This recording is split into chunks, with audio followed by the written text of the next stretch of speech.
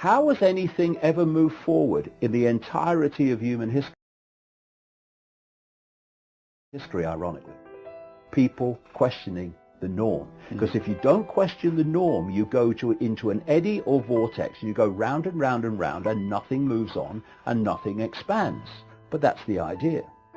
You cannot control a population of critical thinking, free-thinking people, questioning people, in the way that you can control a population that just accepts, like a sponge, the official version of everything. And thanks to the alternative media, although I don't think most of the alternative media goes even nearly far enough.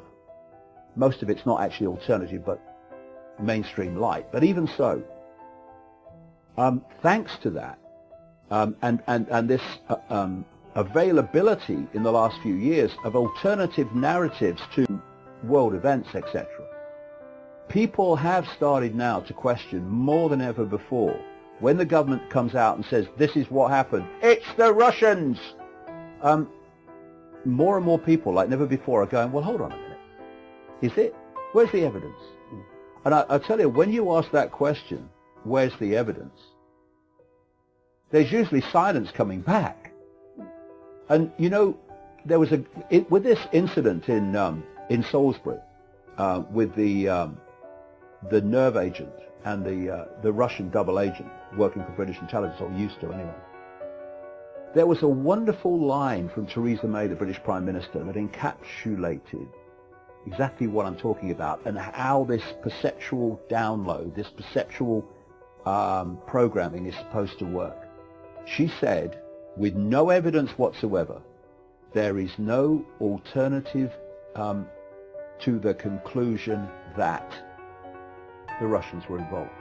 Now, of course, there are endless other alternative possibilities, but that's what this whole programming is about, to get people to believe there is no alternative to the conclusion that what we're telling you is true. Anyone else tells you that it's not true, conspiracy theories. And what people like me are saying is, we're not having it. We're not going to accept the official. If the official story stands up to scrutiny, fair enough. If it doesn't, and it usually doesn't, then that's not fair enough. But what the silencing of freedom of speech is all about is to stop people having access to that alternative narrative to the official one. And people like me won't have it, not quietly anyway. Well, sitting here listening to you has just almost put a mirror in front of my face in your way of saying it, which is why I love being an entrepreneur. Whatever one defines that as, I define it as being creative, waking up today wanting to do something meaningful and being able to do it without anyone getting in my way, without regulation or too much of it. You know, we need some, don't we, to stay safe.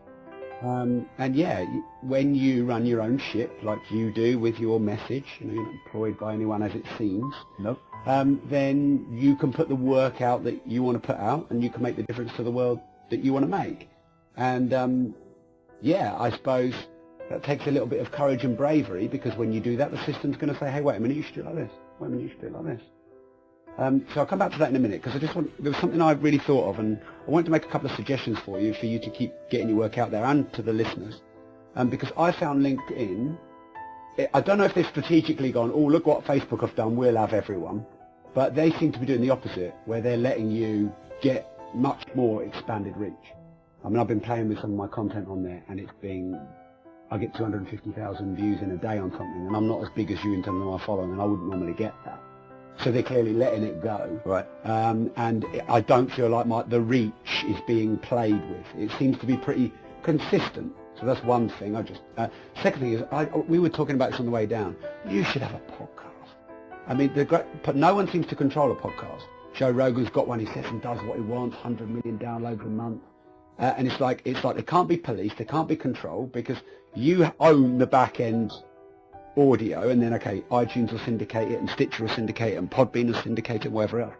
But you own this asset, which doesn't seem like it can be controlled or doctored or manipulated. And you know, my podcast has nearly 2 million subscriptions, and it's got I'm just a little guy doing a little thing, you know, and it's helped me get out to the world.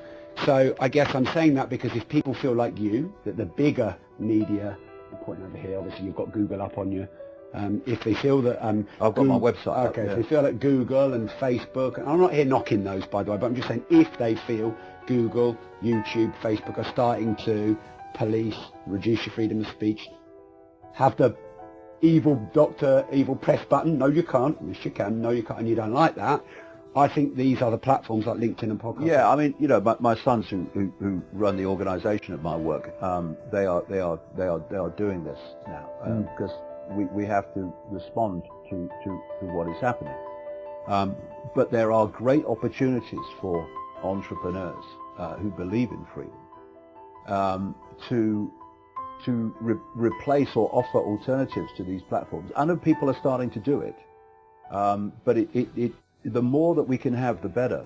Because in my new book, Everything You Need to Know But Have Never Been Told, I talk about the fact that YouTube was demonetizing alternative content. And of course the alternative media, I mean, I write books and stuff, so I'm not dependent on YouTube.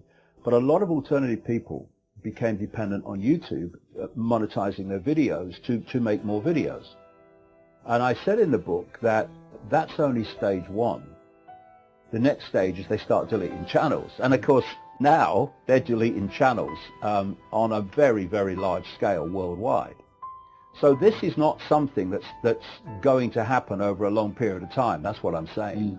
So there is a very urgent need and a massive potential audience for platforms of, if you like, social communication and videos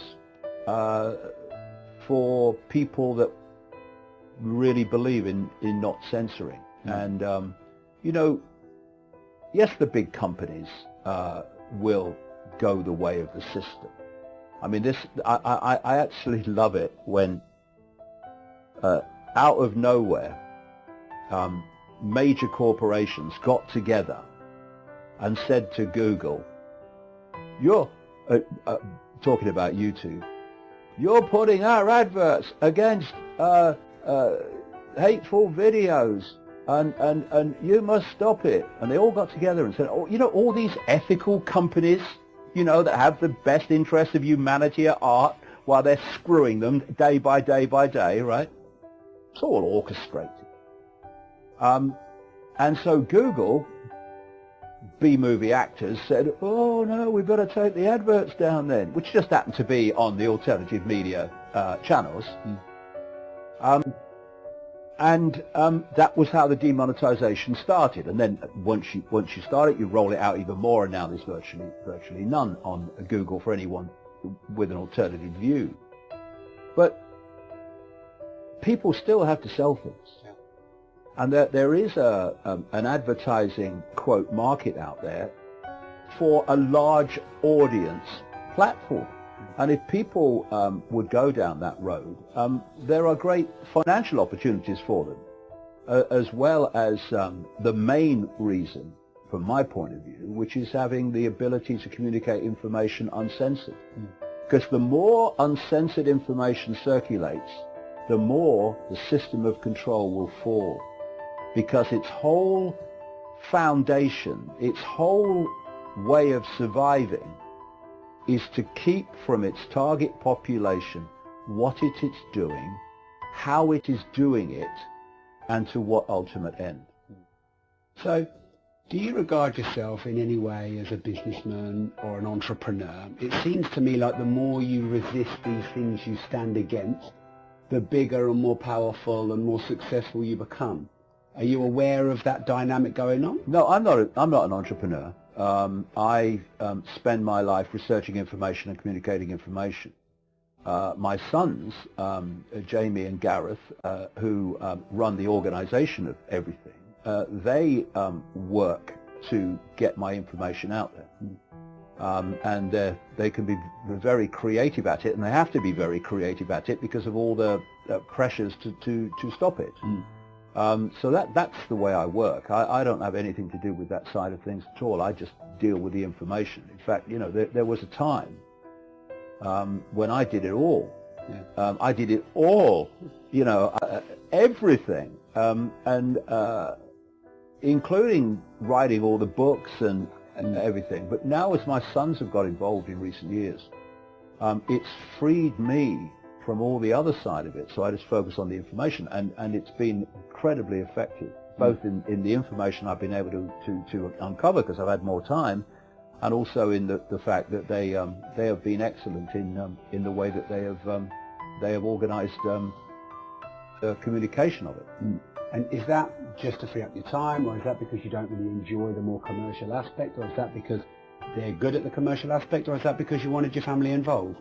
No, it's because A, they're good at it, and B, I have no interest in it whatsoever. All the commercial side of it and what have you, I have no interest in that whatsoever. I just want to uncover the information and communicate it. But you're quite right. In the world that we live in, you have to have an organization around you that A, can provide the opportunities to communicate the information you're uncovering, and also to make sure that there is money there to finance what you're doing. You know, we do our own events, and it's a heck of a lot of money has to go out before any comes back. When you are printing books and what have you, there's a hell of a lot of money goes out before it comes back. And you know, people can see the cover price of a book, but you know, we don't get anything like that. No. Because it goes through distributors, it goes through shops, and there's all the shipping. So